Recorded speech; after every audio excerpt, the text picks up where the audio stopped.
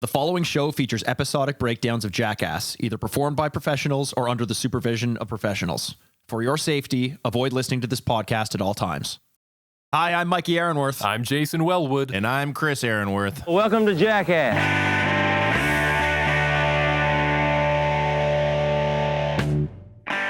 Welcome to Jackast. It's the podcast where we're on a path of destruction through every single episode of Jackass. We're just three lifelong fans of the show, reliving the belly laughs, bad ideas, and broken bones. We got a special episode for you folks today. We are getting into arguably one of the best pieces of Jackass history. PEAK Jackass, baby. Jackass, the movie number 2. It's going to be a multiple part series, as we did for the last one. And we got a lot of great stunts to get into today. Chris, how are you so Don't get too excited. lax? Yeah, holy What are you talking about? My This could energy be is the through best roof. episode in the podcast. And I was like 110 out of 10.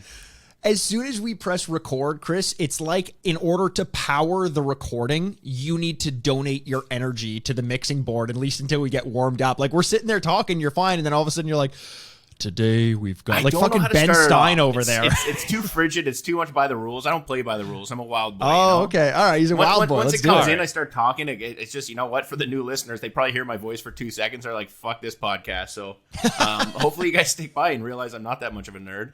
And I could actually have some energy. But this episode came out on September 22nd of the year 2006.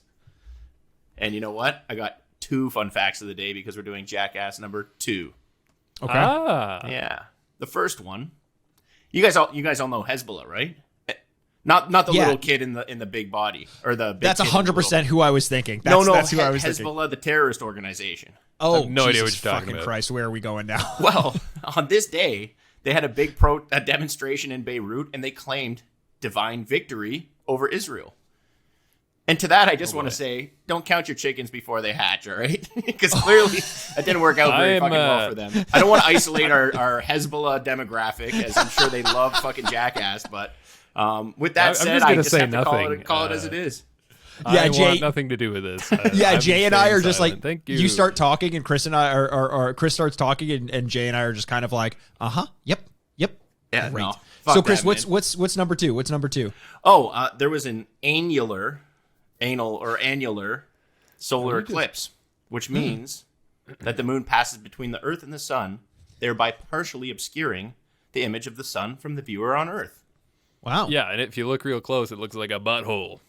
That's Ooh. Right? That's why it's called. Is that why it's called an annular? Or is it annular? I don't know. Warning! The following stunts are performed by professionals, and we ain't fucking around. Johnny Knoxville really gave it to us in the... they let him read it, by the way, if you guys didn't notice. He gets to read the disclaimer at the open. That was nice. That was nice. Nice little treat. He was very serious, very stern, and this is a very serious and very stern opening, boys, I would say, because it's reminiscent of Jackass the Movie 1, where a cloud of smoke on a miscellaneous road somewhere in the US of A. I was thinking immediately, like, oh, the smoky street. The boys are going to come riding through in a shopping cart again. They didn't do this twice, did they? But once I saw them coming running on foot, looking absolutely terrified in slow motion, I remembered immediately what it was coming after them, which you don't see immediately. And Chris, a couple episodes ago, you were saying the bulls weren't iconic. Guys, I think you're wrong on this I was one, buddy. 100% wrong, and I forgot. Yeah. After this movie, every single stunt involving a bull completely made me eat my words, because these bulls and everything about it was just awesome this time around. I completely take that back. Did you guys notice? So I think our listeners probably will have been watching this if they're watching along with us on a variety of different means. Jay, you mentioned you still had the DVD. I actually watched this on Netflix. I'm not sure if Chris, you did as well. That's where I But watched did you watch it too? Did you notice not the disclaimer as part of Jackass? It's not part of the movie, but the disclaimer by Netflix is extremely crude and dangerous stunts in the rating. Like, when have you ever seen a rating come in as extremely? Like, not even when the... You mean like the little genre tags? Yeah, exactly. Yeah. Extremely crude and dangerous stunts, and I was like, all right, I'm in. You know what? They weren't wrong. Because No, they weren't wrong at all. Blew me the fuck away. I forgot how insane all this stuff was. And we're getting there. The feeling I got when the intro kicked in and that music, again, they score Jackass so perfectly. And I think I did a bit of research. They've done stunts before, and the way that Johnny lured people to his house is he was going to load up their iPods with his music, because apparently Johnny is just like a music buff. He's got all the songs. So I have a feeling he's actually very involved in the music selection for this stuff. And this fucking song was just so epic. You get fucking chills on you as it's going on. You know it's so Jay, heavy. you as the audiophile here would have recognized this song. Hey, you know what this is from? I was kind of torn between just watching what was happening on screen that I didn't really register what it was. I might have to go back and throw a clip in so we can hear it. Is it the good, the bad, and the ugly? It's Sergio Leone. I'm not sure if it is Good, the Bad, and the Ugly, but it's I know definitely the Sergio Leone. Jay-Z version is like the fucking, that's what I was thinking of. Like, H-O-B-A, I got my mojo back, baby, O-B-A. You know what I'm talking about? You know, did you... Oh, yeah, no, go, Jay. No, I was just going to say that the weirdest thing about this is that with the visual of it all, the first thing I noticed is, why does Dave England have one eye open for some reason? He's running with one eye open. He's got this weird scowl. And then my second thought was, oh, fuck, everybody has hair, too. Oh, yeah, yeah. They look good. Steve-O's, everybody's face was so fucking intense. Steve-O's mouth was open so fucking wide. He was like... Yeah. So, okay, guys, I was wondering when I was going to bring this up. And I considered not even bringing it up, because I feel like it's just going to be a bummer the whole way through. But once I picked up on this, I couldn't unsee it, and I noticed it a lot throughout this episode. These bulls, for a lot of these clips, weren't real. They were CGI. You noticed that? No. Yes. I was debating that, man, the whole time 100%, watching it. I was Chris. like, I could see that they could have faked some of this, because you look at their faces in slow motion, you think like you'd be terrified, but some of the faces, they kind of seem like they were put on, like they knew that, that's exactly add the bulls right. in afterwards. That's exactly right. I think the stunt portion, though, is all legit. Like, you see Dave England... he jumps into, or no, that's Ryan Dunn. He jumps into a car, and then a bull comes running in off camera and breaks the door off. Like, all that shit is real. Yeah. It looks real. I actually don't think it is. I don't think it was. Running of No, the but I bulls. think what the difference is you're looking at it like, it definitely clearly wasn't one take. It wasn't the bulls and all these specific No. situations. Oh, no, of course happening. not. They Yeah. took multiple takes, but it's not fucking CGI, man. Chris, I guarantee Think you about how long portions ago of this are was. Fucking CGI. Elon Musk was probably still in fucking diapers. You think they got fucking CGI back then, man? I Fuck guarantee off. you, I think it's Dave England rolling around on the lawn or something. If Yeah. look at that one and the way that that it moves. No, there I are. won't. I'm and gonna I think you're a liar. this is- And fuck it. Like, why would you even do that? They could have Fucking nerd. superimposed. It might not be like computer-generated bulls. They could have did 2 shots and just superimposed it. So those could be real bulls, and they look real to me running. But the thing I think, Mike, you're trying to say is those might not actually be there in the take of the boys running towards the camera. And you know what? In between this and maybe another episode, I'll look some of it up, unless you guys don't want me to. No, but of course there not. are a couple moments. There are a couple moments in this movie, and I fucking loved this movie. Okay, so don't get me wrong, but there are a couple moments in this movie where I am 99% sure they've used effects to make the stunts look more extreme. You know what, Mikey? I don't know if I go that far. Mikey, Are you sure? keep that to yourself. I'll show you. I'll show you. Bring yourself, those up Mikey. when they come up. Oh, no, don't. I don't want to hear it. If you bring them up, if you ever have a fucking kid, I'm giving them the fucking news about Christmas, all right? So, fucking, you want to spoil my fucking dreams, I'll fucking do it to Jesus you, all Christ, right? this So chill out, Always all right? takes it from a 4 to an 11, and like just like that. Immediately. Always brings your kids into it. Your unborn children. Here's the thing. Wait. I will gladly wait. I will set you up with a fucking rental just so you could have kids, just so I could ruin their fucking lives. Here's the thing, Jay. I have kids. I just haven't told Chris because I'm scared of what I he'll do gave to you them. the means, and now I will destroy you. Oh man. Give it a few years. All Sorry, right. Mikey. Please elaborate. No, that's but my whole thinking is, and I'm almost certain some of these were filmed, out of order, out of sequence, without the actors there, CGI, whatever it is. It is very apparent to me that they do that in this scene, and as the opener, it really bummed me out. I'm like, guys, why would you ever do that? And I'm with you, Jay. The thing I was first clued into was like, why are their faces so specifically terrified? Not according to their actual personalities, and it's like a director told them to run and act scared. And then I noticed afterwards that it was definitely partially CGI. So look, hopefully I'm wrong, but I know that I'm not. We've got to keep in mind this is coming from 3 guys who watch a lot of TV and don't do any stunts. So what the fuck do we know? Mikey, true, if you're that's wrong true. about this, then you have to do this. You have to find some bulls, and we'll send you down the street. Mikey's doing a stunt I've got a right couple now, spares. Pissing me off. He's about to fucking. He's really playing a dangerous game right now. I want to talk a bit about some of the things that we see, because there is some good bits of action here that I think the audience would like to hear about. We talked about Dunn jumping into a car and a bull narrowly misses him and hits the door off. We get Preston jumping through a fence. Dave hides in a garbage can, closes the lid, and it just gets annihilated by a bull. I think my favorite one was Pool Boy Pontius there. Pool Boy Pontius. You guys nice. notice that one? I think my favorite Hops was in the how pool. Wee Man had the mini bull. He had like the baby bull. Did you guys notice that? Like Yeah, the bull yeah, out yeah, there, yeah, yeah, was yeah. specifically not a giant bull. It was like the kid bull, or maybe But the boys, Yeah. here we are again, front and center. Bam Margera, Johnny Knoxville taking the spotlight again, and I guess at this point it's firmly cemented that these are the quote unquote stars of Jackass, the ones that everybody knows, you know, for face value. If you're just a casual Jackass fan, you know those guys. So they get the last laugh here. Bam and Knoxville run into a house. This is all taking place in a residential neighborhood. I kind of was thinking it almost looked like this was a stage somewhere. Like It was this wasn't definitely a actually stage. real. It wasn't looked a real. staged. Oh, yeah. here comes Mikey again. but Fucking they, taking away all the credit. But you can still have real bulls on a stage. I wouldn't be upset about that. You Yeah, can't like have that bulls takes running anything down. away. Yeah. But they run into a house, and before the bulls can get them, they escape by jumping through a glass window, and that pretty much takes us right into the start of Jackass number 2. What I noticed, though, is the theme song was absent from this. I believe in the first movie, you get, you know, a little twang, and then it just kind of fades out, but I don't remember hearing it here. I could go back and check, but to my knowledge, it's not here. Yeah, you're right. I didn't even notice it until you brought that up, but that's a little bit of a bummer.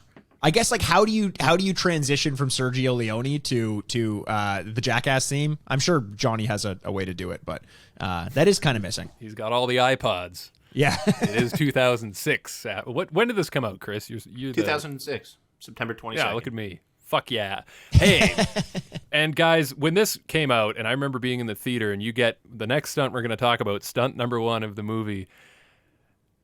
What were you guys thinking when you saw a hole cut into a wall? Oh, the glory hole. And a snake waiting in a glass box. You knew it was a wiener, right? You knew a wiener was coming. I mean, what else could it be? It's got to be. There's but whose nothing, wiener is it? There's Is nothing the in question the we're all world. wondering. Oh, it's definitely who would have a nice wiener that would be nice enough bait for the snake to take.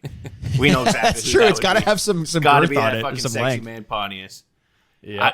There's But that's not literally- all. Sorry. It's in costume too, Chris. Oh yes. Don't it's a forget nice about little that mouse. Hopefully it had some padding, which I hope it did, and I think it did, obviously. I think so too. But it when you dangle that little, it was dressed up as a little mouse. Like that was a nice little idea. It to me is the one thing I literally would never fucking do ever under any circumstances, no matter what. You could offer me $100 million and not a fucking chance. It's not worth it. It is amazing. sell. Was this one as iconic to you guys as, like, I remember this one as one of my most viscerally memorized stunts because of obviously what it is. I mean, like, goddamn, I agree. Like this would have been absolutely atrocious to do. Was this one as like what a fucking way to start the movie with something as crazy as this? Do you guys think about this one as often as I do? Yeah, I think about it all man. the time. Yeah, I know you do. I Thinking about Pontius. Sorry, Jay, go ahead. Always on the brain. No, I was just gonna say, yeah, I know you do. You go first. I have some thoughts. I have something I want to tag on to that you brought up, but go ahead. So me and Mikey, I don't know if you remember this, but we took my dad. Oh or my god, dad what are you us. about to remind me of? No, he oh, took yes, us to yes, see I this. So remember we this, saw yeah. this in theaters on opening night. It was a Friday night, and it was like a fucking concert inside the theaters. My dad has no real idea what Jackass is. We're just like, we used to go see movies. Oh, no. We're like, we got to see this movie. And this is his opening into what he understands as a Jackass. And he's like, what the fuck did you guys take me to? And there was one other specific moment, which we'll touch on later, where he had that same reaction. He's like, I don't know what the fuck you guys are up to. He had moments where he was into it and not, but this just started off like this. He's just like, I don't know what the fuck you guys watch. And this is just so epic in my mind. I think about it a lot. It's so intense. Yeah. Oh man. And I almost wonder, like, he was probably mortified at by the time the movie was over, but I almost wonder if there was a part of him that was a little impressed, because I feel like if you're going to introduce someone to Jackass for the first time, this movie is wild enough that I think you'd leave a little impressed with what you saw. 100%. Even if you were disgusted by it. It would be like accidentally going into like a sex club when you didn't know it was good, and the door opens up and there's just a bunch of people in leather with chains hanging from every orifice, and you're like, what the, like, you can't unshut that door once you see it for the first time. Wait, the chains are hanging from the From orifices? every orifice. It means there's like, it's a real, like, you know how you have the ball and chains that people attach to their ankles? That ball's got to go somewhere. Right. And those orifices are a good little pocket for them. I mean, that makes a lot of sense. Yeah, in one end, out the other, I guess. Exactly. I got to make a comment here on the Pontius Wiener debacle. First thought, though, I love the picture-in-picture for Pontius's reactions. They got a little picture frame above where you can see his head, and it's just his head So from like good. half neck up, and you can just see like it's that, and then just wall, mouse cock. And, the snake's taunting him. It's hissing at him. And everybody's in suspense. Everybody's watching from the other side of the wall. And I love when Pontius, you can tell he's a little nervous, but he still has the gall to say, make sure my whole wiener is out. I want to look good. Yeah. And then when the snake bites him, though, this is what I really wanted to talk on. And Chris, you mentioned earlier that you hoped there was maybe some padding in there or something to protect him. I kind of wondered because when it bit and latched on, and it's a good latch, the teeth are sunken in the head of his dick. He seems less bothered than I thought he would. Like he looks around laughing. as though he's not sure that it bit him. I agree 100%. Yeah. I literally have a note, and guys, this is just keep a note of every time something like this happens, because it happens a lot in this episode or in this movie. It says I literally have a note that says I can't believe I'm saying this, but I think that was fake. Not fake in the sense like I know that it was his dick and that the snake was on it. You see But that afterwards. Yes, yeah. I do think that there was enough padding there. I think this is more about the gimmick of, hey, look, my dick got bit, but they're like, yeah, I guess you don't need to go through the pain of actually but getting dude, bit. Put a pillow in front of whatever you want. If a snake bites through and the teeth are still going in, I don't think padding matters. I almost wonder if he was just really fucking drunk or took or some in drugs shock or something to kind of. In the beginning, he looks like he's in shock, like legitimately. Yeah. Well, the funniest thing about this, it sounds so stupid, but it's like at first you're like, oh, at least the snake. He doesn't have to worry about the snake. He's got the hole. And as dumb as it sounds, when he pulls away and the snake comes through the hole, and the snake's still there. That was the creepiest fucking thing ever. And you're like, yeah, obviously the snake would come through the hole. Like, why wouldn't it? But in my mind, there's like some force field protecting him. And then that'd be even scarier because you're trying to get away. And as you're pulling, the snake is coming towards you and you can't do shit about it. And then he kind of moves away and hits like a little wire that's hanging from the wall, and it freaks him out as well, too. Like there was another snake. Did you guys catch that? Yeah. Yeah, it was That's amazing. Last time I went to a glory hole.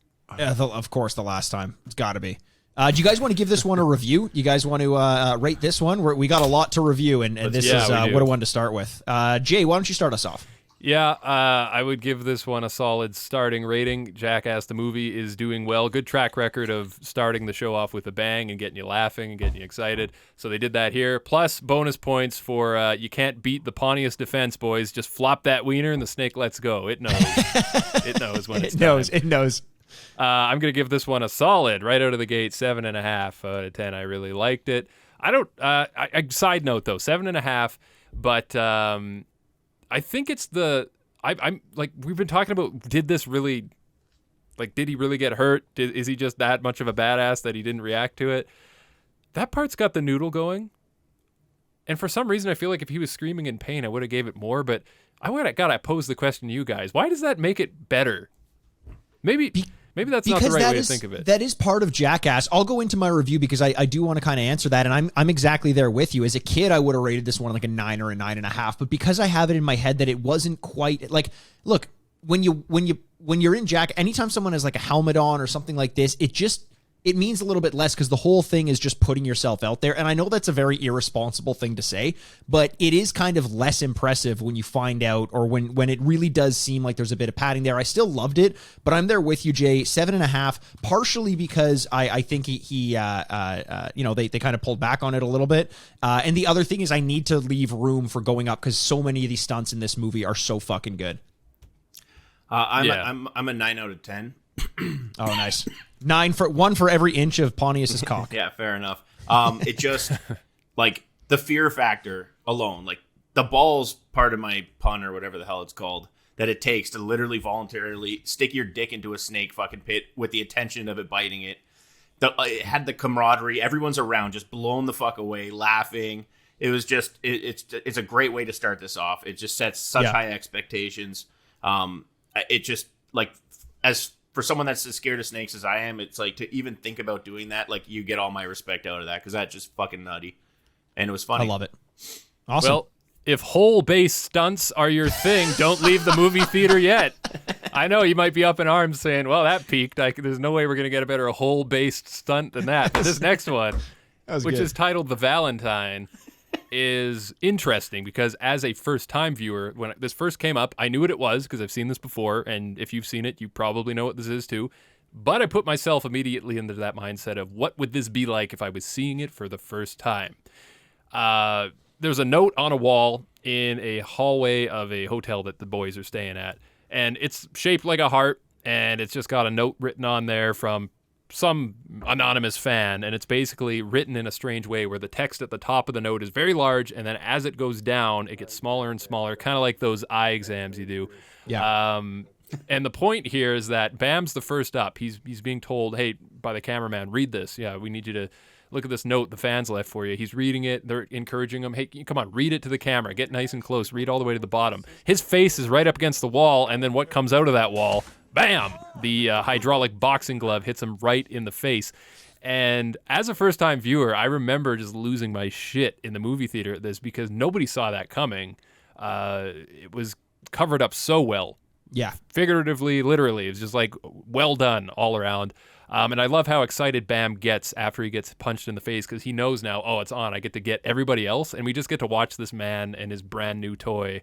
And it's Knoxville operating this thing from behind the scenes. So it's just great stunt all around. What do you guys think of this one? I loved it. I think we get the introduction of Knoxville's sailor hat as well, which becomes just a common thread in this movie for whatever reason. Good on it. I love it. I think it's iconic. It's great. A very awkwardly tan-lined Bam Margera comes up, and you could tell he's like used to being on Jackass now, because one of the issues in the beginning, they're like, no, read it to the camera, read it. But he's opening himself up to the camera because that's what you have to do when you're talking to a camera. And then finally, when he, like, the patience in this one to wait until he gets right up close to it was just so well done.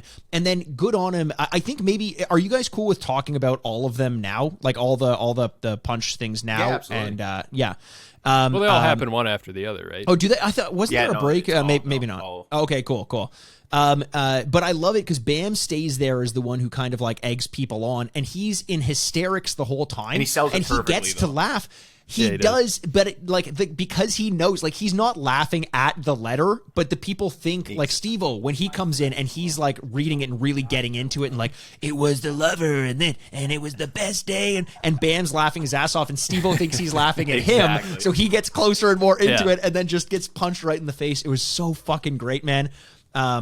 Which maybe I'm wrong, but is this the beginning of elaborate pranks in Jackass? Like, is this the first time? Because every other prank feels so crass in comparison. Like, what was it? Was there one earlier than this that predated I just think this is the one that landed the best. Like, they had tons of pranks. Just this was it definitely was crass in the sense there was really not much to it. The details of making it smaller and smaller, and, like, I guess the elaborateness of, you know, cutting a hole in a fucking hotel room wall, but it was still simple, and it worked fucking well. Like, this is a perfect fucking prank, like, in all ways, and the fact that they could keep using it and getting more and more people. Like, the Wee Man one just fucking kills me, where it's like, they get him why up on is there a a fucking chair? And Bam's on the floor howling. Like, there's never a chair there. Like, what the fuck are you thinking? But as Jay said, you're trying to imagine, because you knew what happened, what it's like to watch it the first time. I think it's a testament to how fucking well this stunt worked, that to me, it's almost better when you're watching it again, because you know what's going to happen and you're paying attention to the small details and the selling factor of it, and it doesn't fucking get old. This is just every single time. Did you guys have a favorite one? A favorite moment? I know you mentioned Wee Man already, Chris. Was that your favorite one? It was because of the chair aspect, but just the way that I actually like Dunn's, because they didn't even give him a chance to read it. He just went right in and smoked him right in the face. Like, they didn't. I'm so surprised you said that, because I thought you guys weren't going to say, like, you weren't going to mention Dunn. But what I love about Dunn is that one is specifically for the audience, 100%. because it isn't about, like, because everyone, like, the funniest way to do that is to get them really into it, get them close. But the fact that he just leans in and immediately they punch him, that one's a throwaway just for us to laugh because we're not expecting it. Yeah. That. Yeah, for sure. It's well done. I think, Mikey, if you were asking, is this kind of the first elaborate stunt that they put together where it's kind of like a hidden style prank, like there's layers there. I think the way I see it is it's not that this is the first time they've done it, because I think of things like where they've there's one we talked about early in season 1 where they like actually set up a street and directed the traffic on the street to have like you remember like they were sitting down and planning it out. The blind driver. Like there's been stuff like that where it's like you could tell a lot of planning went in. I meant more against one another. Like the pranks, like it was like exactly slap someone with flour or shave someone's head. This is like a Rube Goldberg machine to get it in the right place. Agree with you 100%. That's where I was going, is that it's a stunt against the crew. It's within their circle, and they're able to actually play it off as something else. And I think this is where they're starting to get better at that, because you'll see in Jackass number 2, this happens a lot where they're able to play off of each other and not the audience as much. And you're right, I don't think we saw that aspect as much. So it is interesting. Yeah. It's a new dimension of Jackass that we haven't seen before. But that being said, I am totally ready to jump in and rate this because we've got more to come. Let's do it. Chris, what do you think? Why don't you go first? 10 out of 10. Oh, I love it. I fucking love it, dude. I love it. I could watch this 1,000 times and laugh just as hard every time. It worked. 10 out of 10. It does work. Yeah. It's so simple but so effective, right? And I love that it's so covered up so well that even the crew doesn't know what's going on. Like that is just... There's something to it. And I'm going to agree with you. I'm going to go pretty high as well. I'm not going to go to the top of the scale, but I'm actually going to rate this one higher than The Puppet Show and give it a solid 9 out of 10 just because I remember my reaction in the theater. And like I said already, I could not stop laughing at this because you just didn't see it coming the first time you saw it. And it's like when I saw it again, when it came up on screen for the second time, just as excited. So staying power is there.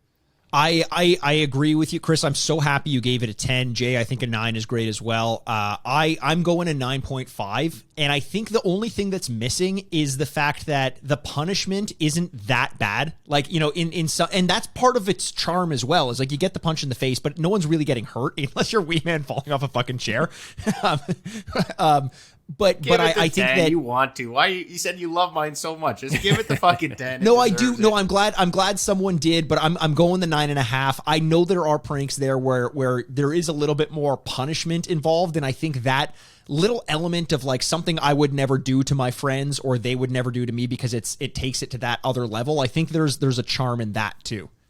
Cool, fair enough. It's a very well. And by the way, I'm calling this one the punch card. Because why not? It's a great name for it. Yeah.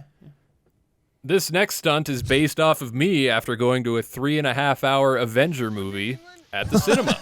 This is Firehouse. Oh. I can't speak. Firehose rodeo. It's pretty self-explanatory. Take a fire hose, strap that puppy between your legs, and let her spray. Dave England's going to hang on for dear life. Now, this thing is suspended from a crane, so it is off the ground, and you can imagine what a jet of rocketing fast fireman H2O will do to a man who is brave enough to, take this ride. I was watching this and thinking, first of all, this looks like a lot of fun. And then the more it went on, I was thinking this is fucking terrifying. Yeah. The speed at which this thing whips you around, like that honestly looks harder to ride than an actual bull. And I said looks harder. So if you're a bull rider and you take offense to that, listen, I don't know the difference between the two, but this looks pretty fucking... after you after this.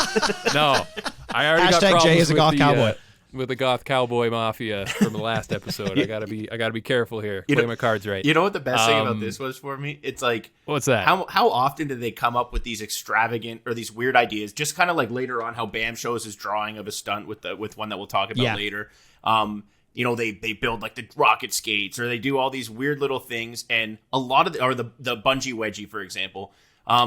And it never really translates to camera. This is one that I think translated a lot better than you could have ever imagined. Yes. The visual of it was just fucking incredible. He was whipping around like a madman, and the pain factor, clearly, at first I thought he was kind of like milking it or doing this, and then you see the evidence, and it's like, holy fuck. Reaction when he's on the ground. I'm putting in the clip. That there's no way we're skipping that 100%. Because I can't even put into words when he says, "Oh, my ass hurts so fucking bad." And his voice is like 2 octaves higher, and he's my ass hurts so fucking bad. Why does Dave England always that's hurt his beautiful. ass? It's always what happens to him. His ass always He's also hurts. the poop He guy. always Maybe there's a shits. connection there. And he's the poop Where's guy. the Illuminati? Exactly. I'm sure they know about it. Yeah. Dude, his ass cheeks looked like ground beef after that. Oh, it was pretty sick. brutal, man. I agree, Chris. I think that's such a good point. So many times they draw up the idea and it just doesn't translate, but this one does, and it just looks terrifying as well. I do think this one's real, but No, You and your fucking CGI. I'm But- starting to get but- turned on you a little bit here too. This now, is not buddy. CGI. This is not CGI. And I wouldn't have called this one into question until if I hadn't noticed something in a later sketch. Because now I'm looking back at everything with like a what? Because when he gets to the top and it whips him around, I think they edit out a couple frames to make it like really give it that jolt. And I know fucking- he they're still but jackasses. he You still did think the they know how stunt. to No, do no, this? I know- He still did it. I know I he's think still maybe doing in it. editing, I could agree with you in editing. Yeah, Maybe they want to yeah. make it look a little tighter. Okay, but I don't think they're fudging the stunt. This was 100% real. No, It was I done. totally You that, could and tell it was that's done. the point. That's the point that I'm making with a lot of these things. Not that they're fake, but that they're doing things to make it look more extreme than it is, and that kind of bums me out because it removes the grassroots element of Jackass. Yeah, You know what and I if it's think true about- though, you can blame the post production crew. Yeah, for not that, them, not necessarily. them. but Mikey's yeah. trying to Jackass. Mikey's trying to like harness his inner fucking mustache, man, and fucking trying to be MythBusters over here like a fucking loser. Fucking Jamie grow up, Hyman? man.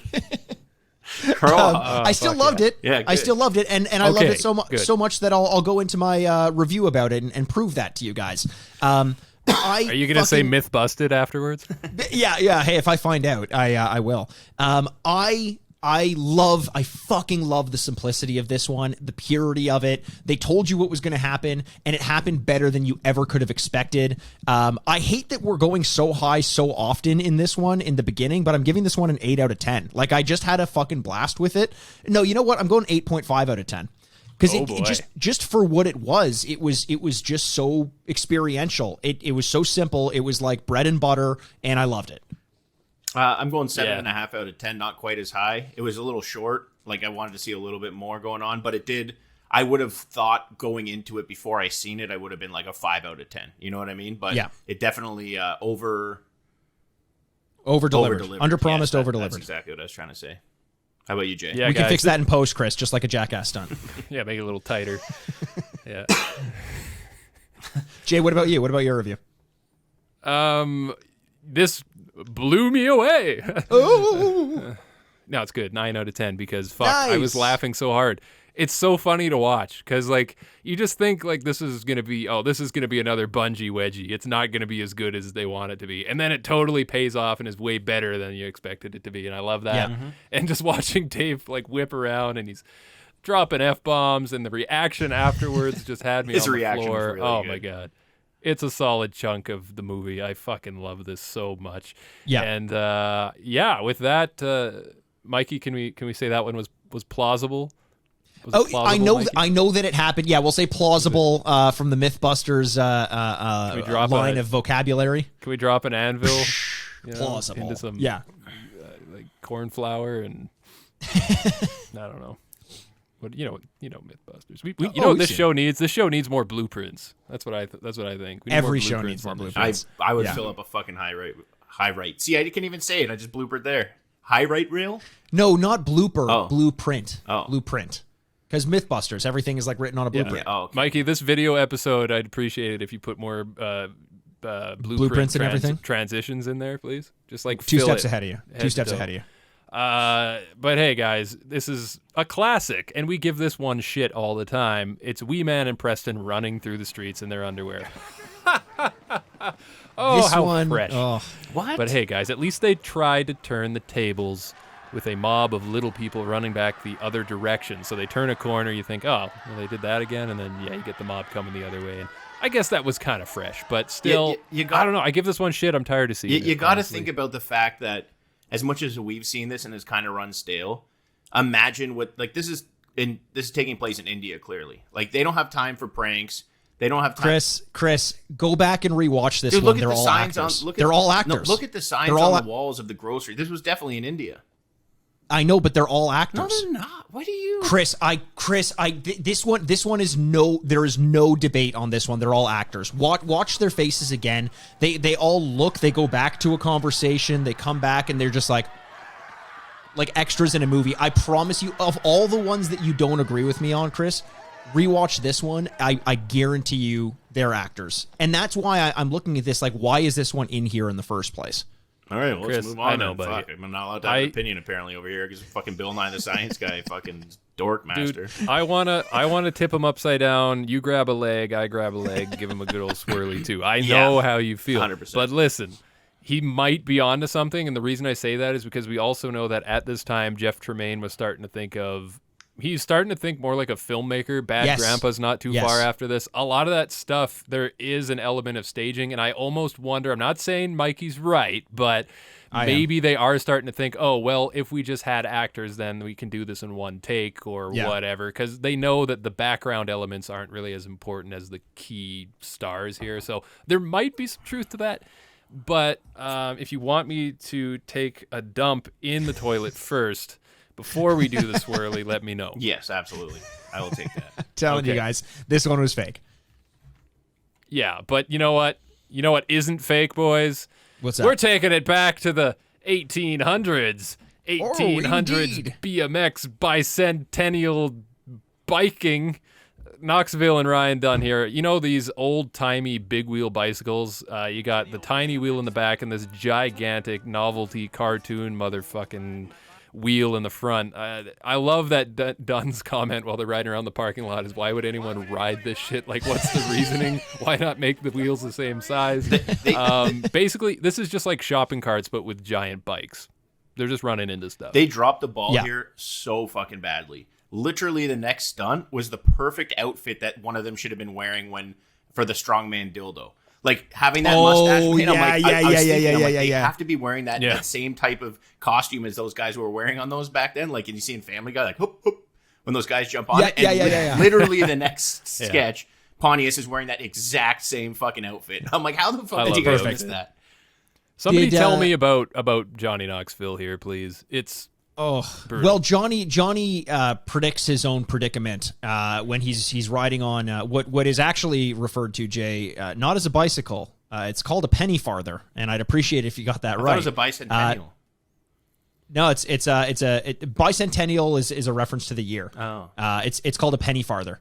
But Johnny's riding around on it, and I don't know, because I have a mustache. I have to say, fucking guy.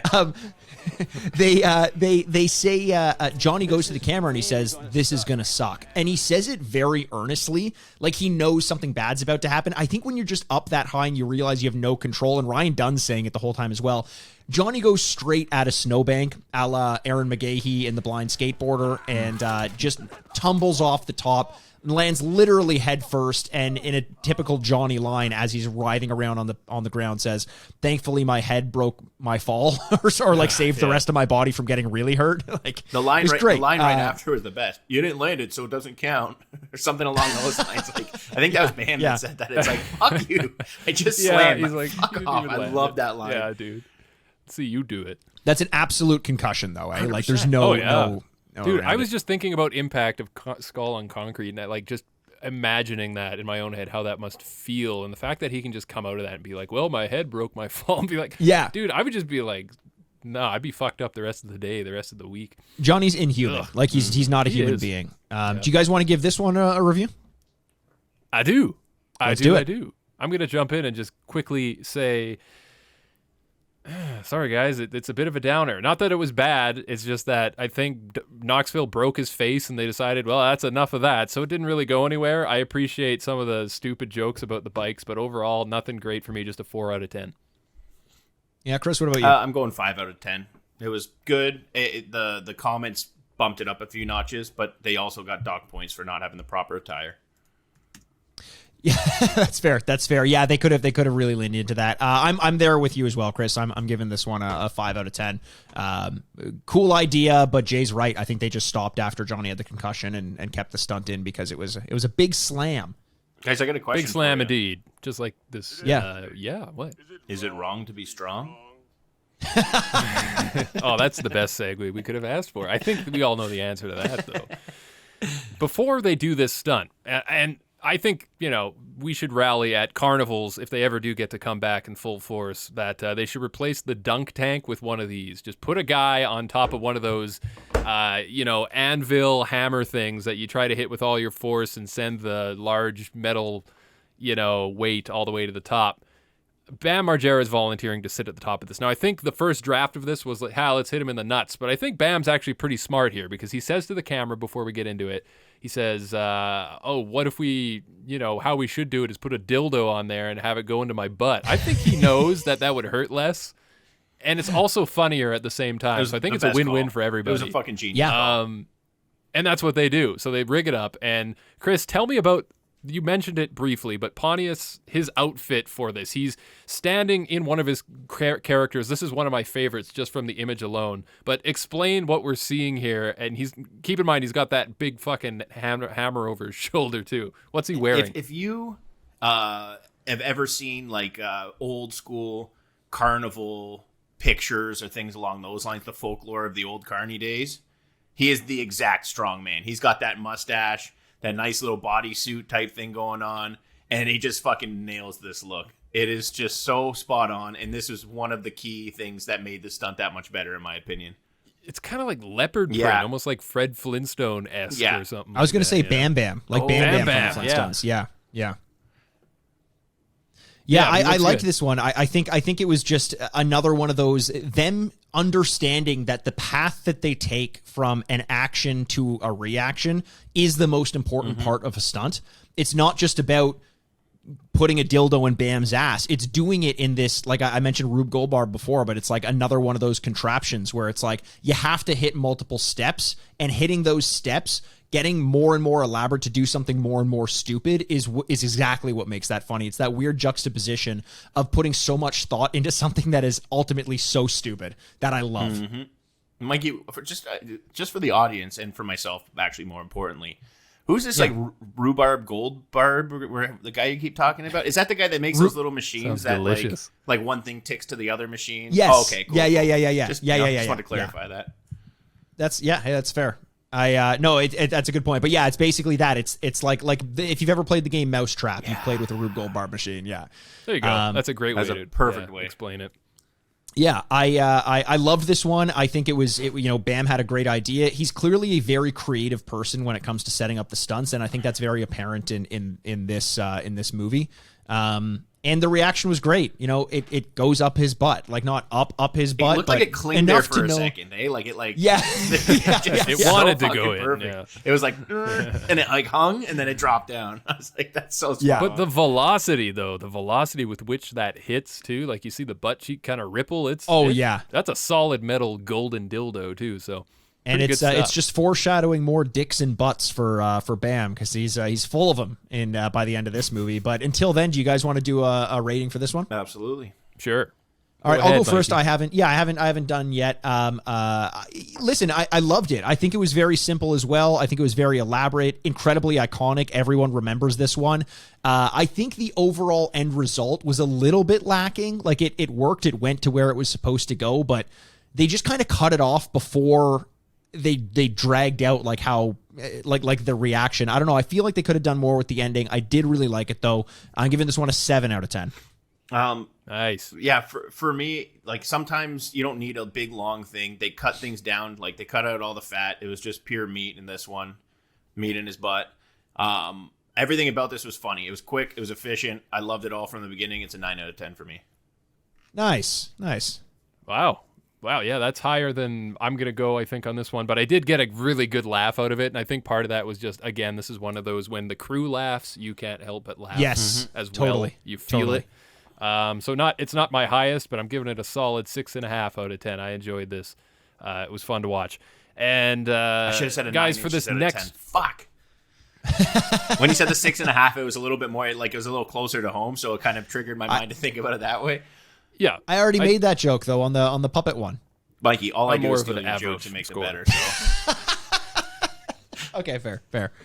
So for this next one, we're going to have to go to the family tree. And now, listeners, what I'd like you to do is, this is the theater of the mind. Go to your family tree and picture, what does Grandma look like? You got her in your mind? Okay, great. Here we go. Grandma Gloria is 90 years old. Spike Jonze in grandma cosplay. Convincing grandma cosplay, too. I gotta say, it looks pretty good. Yeah. Her words, not mine. I'm a slut. And here we go, boys. I think you know where this is going. I love this. Grandma's getting dropped off to go shopping in public. Bright, busy day on the street here. The dress gets stuck in the car door, and I could tell when she got out that she is a slut. That's a loose dress. Grandma, come on. It gets stuck in the door. Car drives away, and she's just nude in her underwear, no top or anything. And Grandma just decides, fuck it, I've got shopping to do. And I don't know, boys, them some floppy ass titties. Well, They are. There's a good point about this, and I have two things I want to say just real quick to interject. But the best thing about this is, I don't know if it's that the makeup job they did was really good, but it works regardless because 95% of people that would be watching Jackass really have no visual to compare it to. You don't know if that's actually what an old lady's tits look like. Like, like it could very well be exactly that. So anybody seeing it, they're probably like, they've never seen that. So they're like, oh shit, like they wouldn't think twice about it. And it's also like in terms of the bystanders, they're not going to be staring exactly. That's the to other the thing point where they're going to say. notice. Yeah. Yeah. So this all works. Yeah. Everyone is horrified and also sympathetic, and that is the best combination you can get in a prank. No one gets hurt. Everyone's concerned. No one wants to be there. And that's great. I know we all love said that. we'd take a stab at Bartoli's cannoli over there, but would you take a stab at Spike Jonze and the grandma slut? I don't too know synthetic for me. I don't know if I'd spike his Those Jones. fucking pancakes would not be fun. Listen, boys, though, she's really living up to the slut moniker that she gave herself, because what better way to wrap up a filthy piece of meat than with butcher paper from the local butcher Yes. shop? Oh my God. Here she comes. This woman comes and wraps her up in the brown paper, and just when she's just walking away, she just got like her hand over her eyes. She's just like, oh my God. Like, she's doing the right thing. If this were a real scenario, God bless that woman. But She can't help but roll her eyes, but still, Yeah. who wouldn't in that situation? Yeah. yeah, that's great.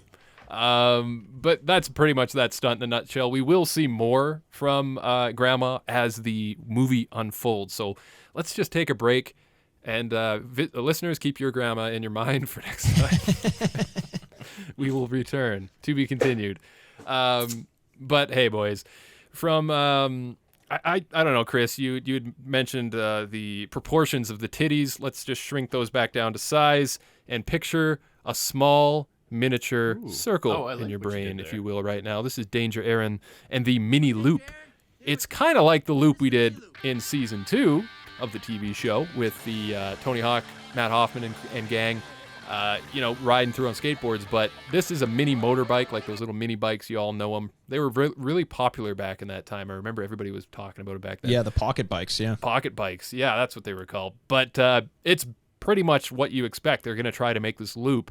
And it's, I don't know, boys, it's another hit for me. It's fun to watch, the successful and failed attempts one after the other. Love it. What'd you guys think of this? Yeah, I had way more fun with this one than I thought I was going to. It just, from the outset, I was like, how much can we really get out of this? But again, you just mentioned this, when the crew laughs, you laugh, and it did feel like everyone was enjoying themselves.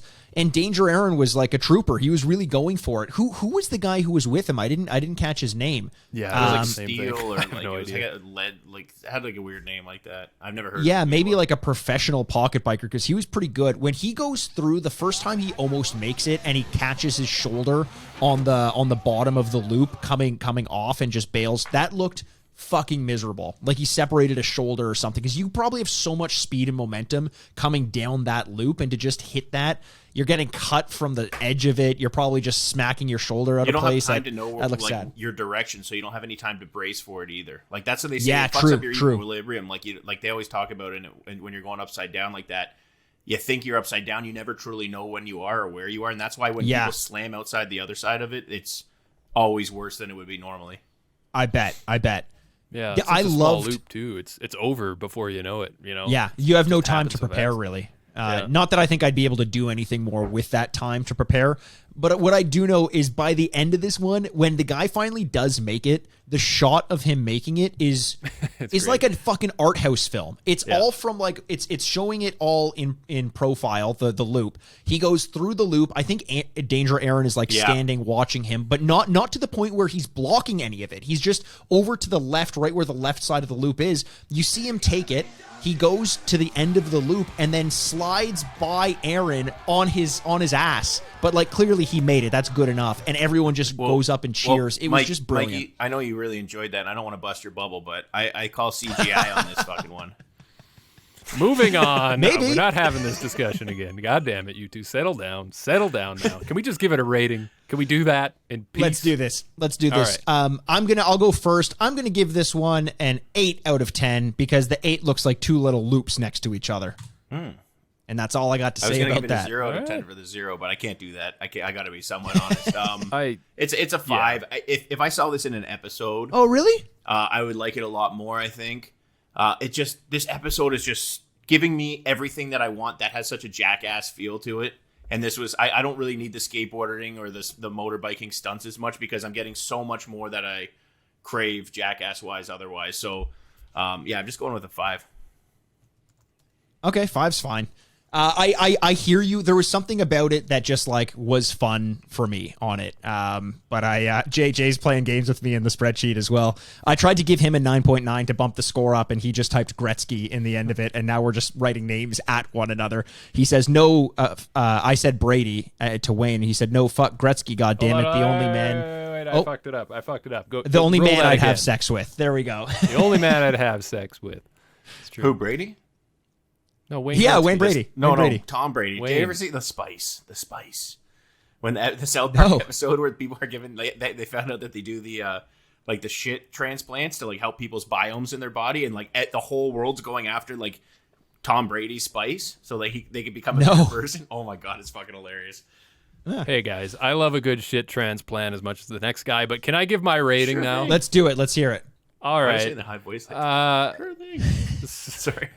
So, in the year 2006, I would say that was the peak year for the inception of what would become the CG that we all know and love in movies today. So, in honor of 2006, that's bullshit. I don't know what I'm doing. I'm giving it a 6 out of 10. It's good. Okay. Don't get me wrong, but for some reason, other than that ending shot, which I loved, and I said it was a hit for me, it's not like a knockout of the park thing, but it's like one of those, and I've referenced these types of stunts before where you just feel good coming out of it. Yeah. But it's maybe not something you would remember coming out of the theater going, oh, that was great. But I'm glad it was there, though. The movie wouldn't be the same without it. So 6 out of 10.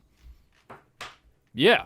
And this next one, holy shit. We've talked about this before on the show. Man. Something came up around branding and how, man, that's such a cruel thing to do to a human being, or just, I guess, any fucking being in general who wants a hot poker in their ass. Apparently it's Bam Margera. And this ain't any old brand, boys. This is a dick-shaped branding iron. You've probably heard of the stunt if you haven't seen it before.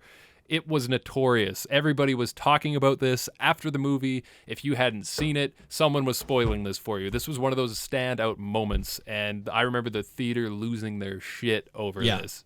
And the crazy thing about it is it happens fast. Like, there's no long setup. There's no drawn out, okay, this is what we're going to do. And, it's just, you're pretty much going from the start of the stunt to branding within, like, the first minute. And it's a glorious thing to watch, as painful as it looks. Before they get into it, I feel a little bit like a hypocrite saying that that's a terrible thing to do, but man, did I enjoy watching it. There was one thing before they actually do it, like you're saying, it was so quick, but one thing that stood out in my mind before you talk about the rest of the stunt is there was some serious foreshadowing when Dunn goes, "Don't move, you don't want two of them on you." Yes. Yeah. You're right. And that I struggle to see whose fault it was. Bam's, that there were so many brands. It had to have been. But Ryan Dunn knows it's kind of his fault. By the way, I'll say this. Ryan Dunn looks so fucking cool in this stunt. This is like peak Ryan Dunn. This is you're watching him go. He looks so fucking badass. He's got he's dressed up to he looks like he could fit in there or at a biker bar or in Philadelphia. Who knows? This is when he's had his start of his metamorphosis into the Dunn that we this whole entire movie. He fucking we'll talk about it more later, but he really steps it the fuck up all movie long. Chris, I would You love talking to about talk Bam about him or more Ryan? often. No, Ryan Dunn. Okay, sorry. But Bam is also great. I in wanted this. to mention this. He's a fucking trooper in this one. He is. I think Ryan Dunn does think it's kind of his fault, and because he makes a joke at the end of this after the branding when they go to Bam and Ape's house to show them his ass, which is a weird thing to say. But they show Bam's parents his butthole, and to the right of that you have the dick farm, and Ape says, why would you do that to him? Like, why wouldn't you just give him the brand? And Ryan Dunn's joking, but like is also oddly sincere when he says it. He says, I was scared of burning my own friend. And it makes so much sense. Then she goes, would be well, hesitating. why would you burn your own friend? He goes, because it was cool. Like, it's like, that was my favorite part about it. The banter, like, when it's like, these guys are grown-ass men, they're multimillionaires, but there's still some, like, cowering, childish thing when you're being confronted by a parent that they probably grew up around, where they're, like, that innocent little kiddie, like, trying to get away with it, but they, like, know they did something bad, and it was just so honest and so fucking hilarious. Yeah. It was great. It was great. And I do want to talk about the process of the stunt here in absolutely. just a minute. But before we do, I do want, since we're on the topic of when Bam goes to the house to show the parents, Ape asks, is that permanent? You're going to have that for life. She's concerned. She's upset. She's being a parent. Phil, on the other hand, just has to say, if you're going to have that on there, you should have done it bigger. That's embarrassing. It's a great line. Do you guys honestly That's think all that he's he got to still say. has the full dick farm on his ass? Or do you think it healed? Oh, it's got to be like remnants of it. You got to have a scar after that at least. You'd have a pretty decent You've got to scar. have something still there because that's gnarly. That was gnarly. I got a question because and then this will bring us into kind of the structure of the brand itself. But Bam opens this stunt up by introducing it as he normally does, and he's doing something in this that I associate with Bam now, but hadn't really seen in prior Jackass episodes, or even the last movie. When did he start doing that thing where he talks out of the side of his mouth at the camera? Do you know what I know mean? what you When he's mean, like, yeah. let's Exactly see what you what's mean, going yeah. on there. Like, it's like, where did that come from? Why are you doing that? He's always I feel like you got it Not from like this Deco much. in a weird way. It seems like a Deco trait of like that kind of like That could be. hosty type. But Yeah. it's so Let's funny that you see say what's that because I know Yeah. exactly what you're talking about, and I never like thought about it consciously. Yeah, I think about it all the time for the some camera weird changes reason. people in strange Yeah, ways. I exactly, don't know. exactly. I wish I So could Jay, tell why you don't you Oh, hey, walk us through the what actually happens to lead up to the brand, and Chris, why don't you take your phone off the table? Yes, we're all thinking it. Jesus Christ, I'm I'm a popular guy, was man. gonna. People are watching this video live, like, ooh, I want a piece of that fucking man meat. I wasn't gonna blow up on you. Then Mikey said it. And I was like, well, now I have to. But no, yeah. Thanks, man. No, that's good. That'll I didn't think I save could some hear that angry shit. I thought you guys just commenters. thought I was ripping farts. Your farts. There's an android in your ass. I want to walk through this because like this is such an iconic thing. I'm okay spending more time here. So we're at a farm. Bam's standing up in the back of a wagon, and Knoxville is holding him firm because you would want to run far away if someone wasn't holding you down. Dunn's heating this up with like a blowtorch. He's got the dick-shaped iron. And I just love the interaction between the two because Bam is showing a lot of courage. Like, and this is something we can talk about, but he's pretty confident. He's like, yep, we got to do this. I know this is going to suck, but let's do it. And then I love when Knoxville's just like, I wasn't bummed for you until right now while they're heating it up. And they're like, it's getting real now, right? Bam is starting to get a little nervous at the heating process. He's bantering with Dunn and saying like, come on, like you've had it on there for 8 seconds. Let's go, like take it off. And Dunn's like, no, we got to leave it on there. It'll cool down. And this is nobody wants to do this, but they know it's for the movie, so it has to be done. And then you get the moment, right? Bam's shaking. You can see his ass cheeks trembling in the wind. And that thing's getting closer and closer. They do the countdown, and they touch it to him, and you get 2 dicks immediately because Bam moved, right? away, and it kind of slid across the cheek. But it doesn't stop there. They know they have to do it better. So they say, press it hard, you idiot. Press it hard. He's He yelling says at that. him. He Bam says that. That's it. the like what a fucking badass. Right. Yeah, like so much courage, so much balls. He just got the tip of the brand already, and he knows. At least 4 balls so far. Yeah, we got to keep going. He's screaming in pain.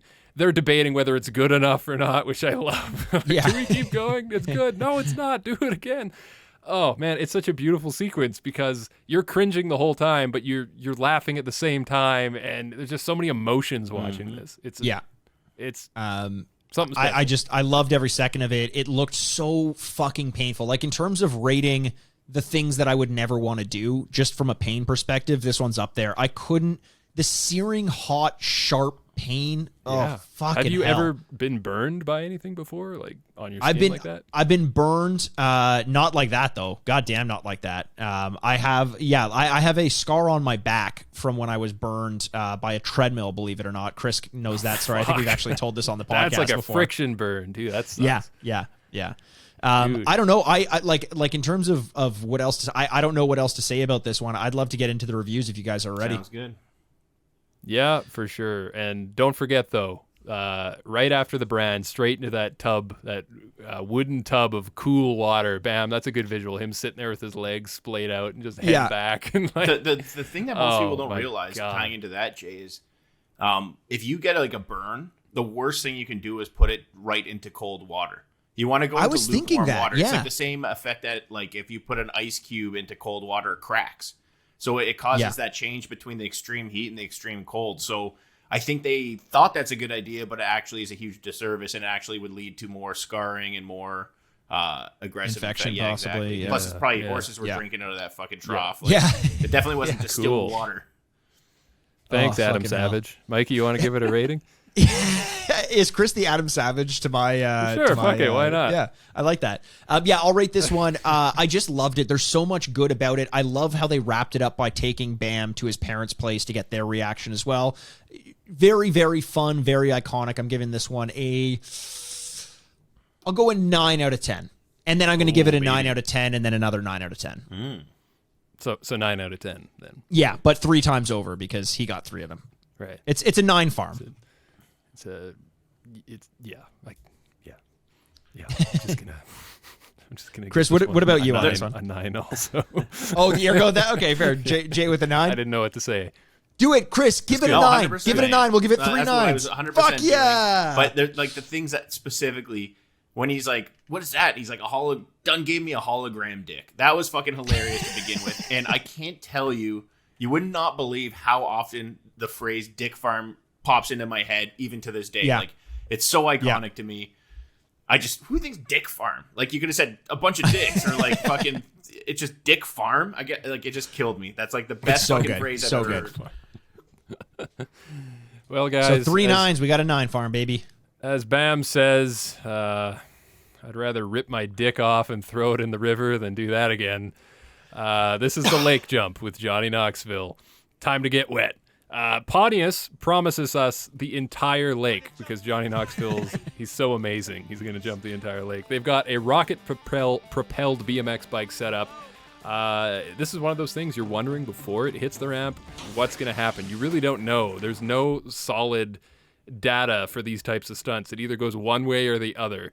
But this time he does a backflip when he hits the ramp. But here's the thing. This isn't the type of fuck me, I can't speak today.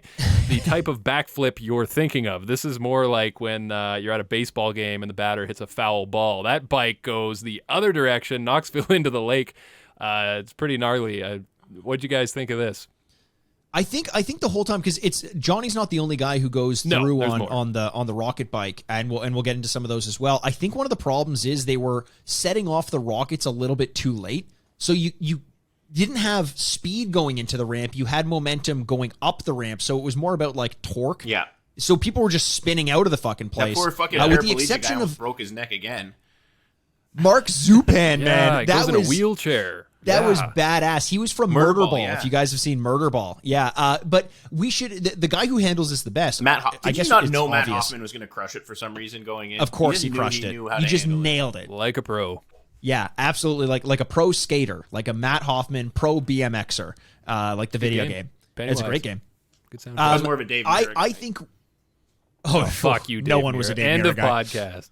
I your think Dave that Mirra. the narrative of this stunt is what makes it ultimately what is as good as it ended up being, and that's all owed to Pontius. Pontius just making this whole mythic story about jumping the lake and ending up in Salt Lake, and then about Mark Zupan, he goes and it's like he missed it. He says, "I don't know what happened. I just know he's a hero." And it's like that, just giving this aura of like hugeness to the stunt is just only something Pontius could come up with, and adds so much character to it, which is great.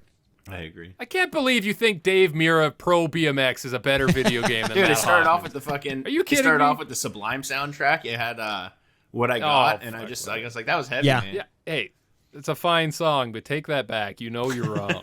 You're so wrong. It also had like Cars, the song Cars in it. The soundtrack of that game was all over the fucking place. Plus it had the Slim Jim guy. Thrasher had one of the best soundtracks. Thrasher was great. Was like such a sick game. It's so hard.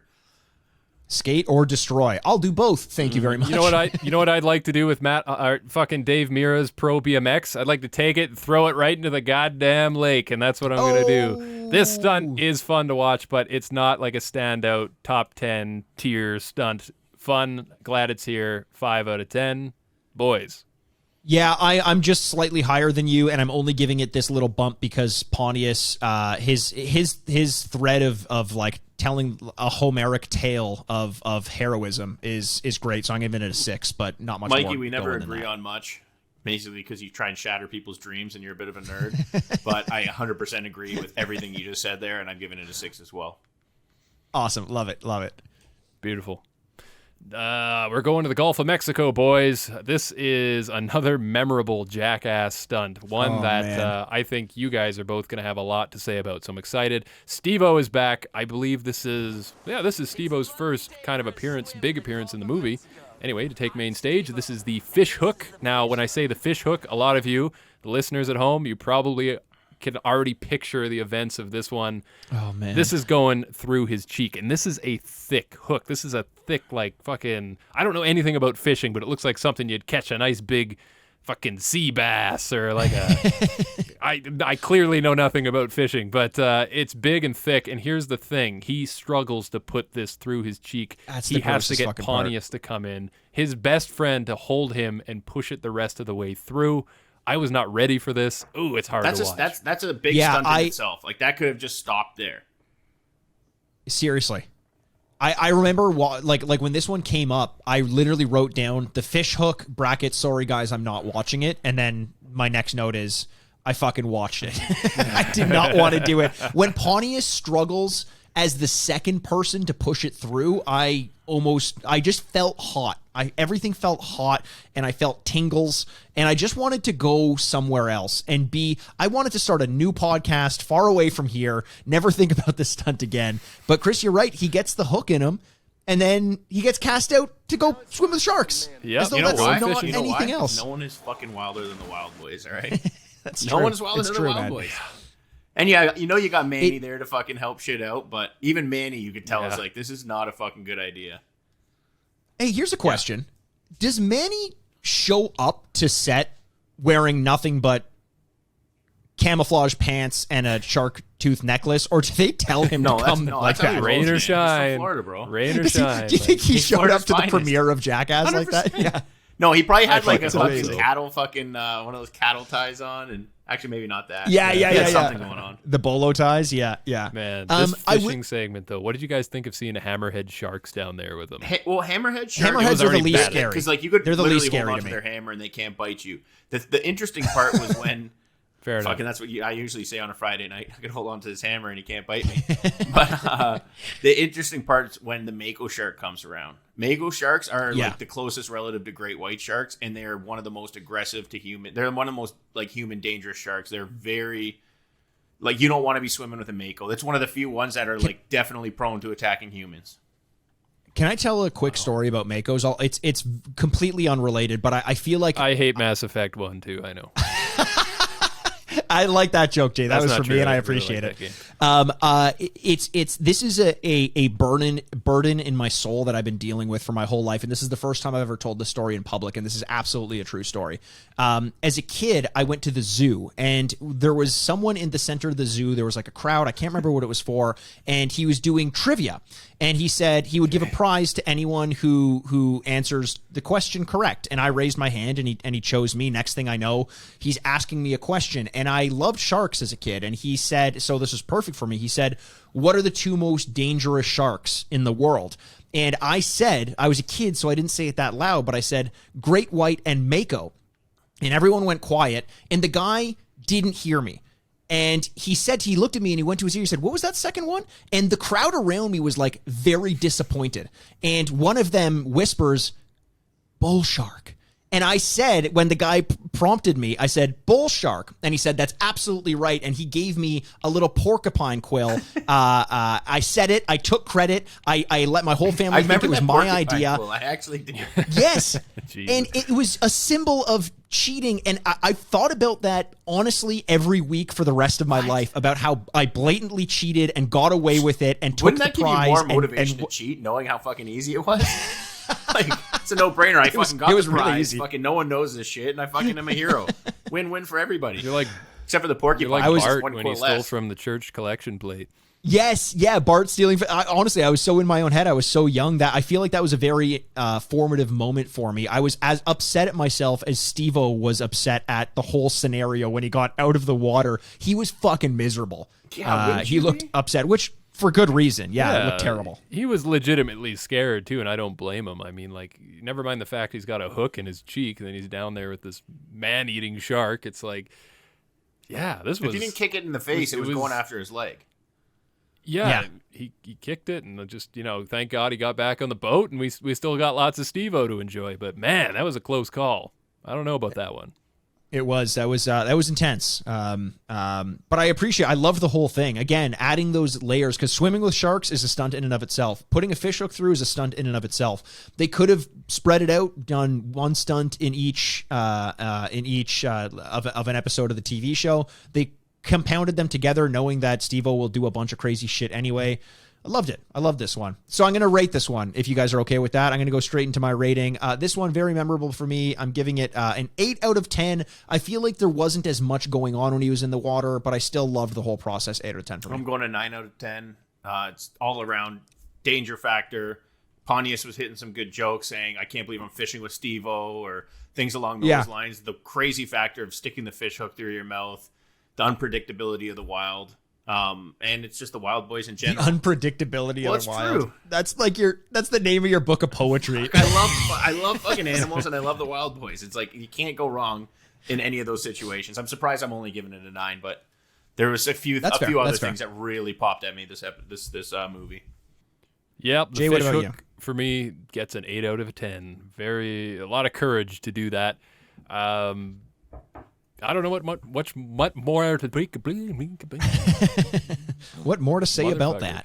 Today is a day, I tell you. Yeah, I don't know what more to say about that. Like, really, I think the one thing that stands in all of our memories is that you have that image forever and you can never erase it. The moment the fish hook pokes through and the sounds of Steve-O, God, the sounds of Steve-O here. Yeah, we won't forget that anytime soon. All right, dear listener, that is the moment I think we should pause. End on a high note, if you will. Steve-O with a hook in his face. I want you to stew on that for a week, and when you come back, see if you've changed into a better human being. I certainly hope you have, because next week is part 2 of Jackass number 2, and we cannot wait to keep doing this. This is so much fun. I love doing the movies, boys. This has been awesome. When we come back, we've got a lot more to look forward to. Still, this movie is just like fucking packed to the tits with good stuff. So we've got much more to come.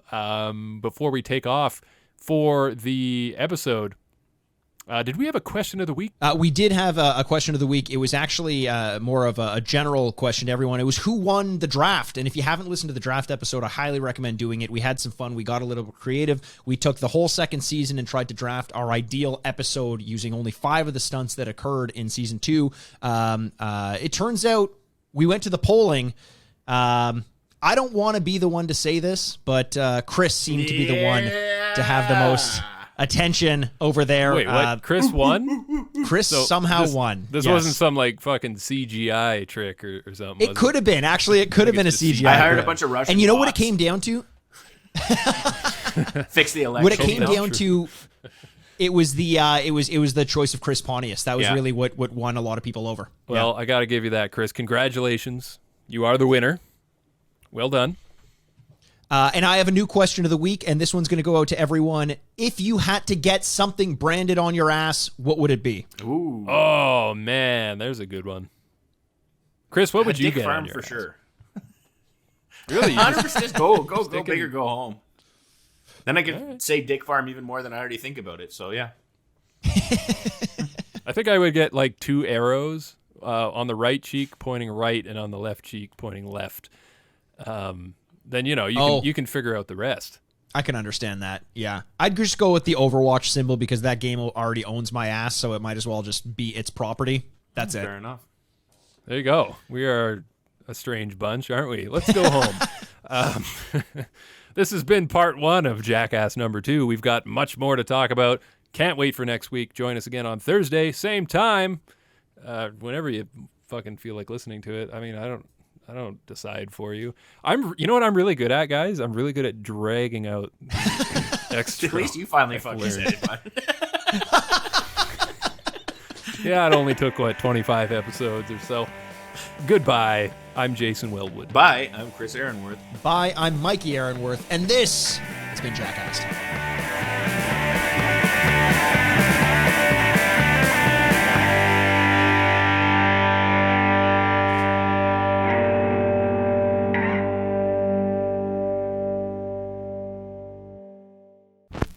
Furnished by Sad Styles Productions. Get into it. This was a Press X for Sound audio production.